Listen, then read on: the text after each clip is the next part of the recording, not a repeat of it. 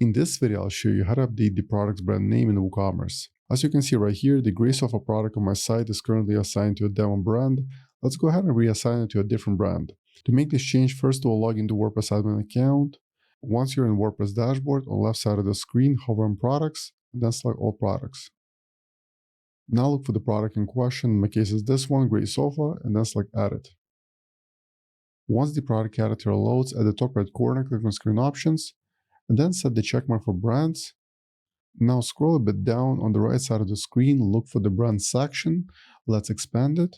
From here, you can either select the existing brand name from the list or a new one. As in my case, let me uncheck the demo brand and then select generic furniture. Now scroll all the way to the top and then select update. Once the product was updated, go back to your website and try refreshing the product page. And as you can see, the specific product is now assigned to generic furniture brand. So for now, that's all for this video. Hope you found useful. If more WordPress tutorials, please comment my channel. Thank you.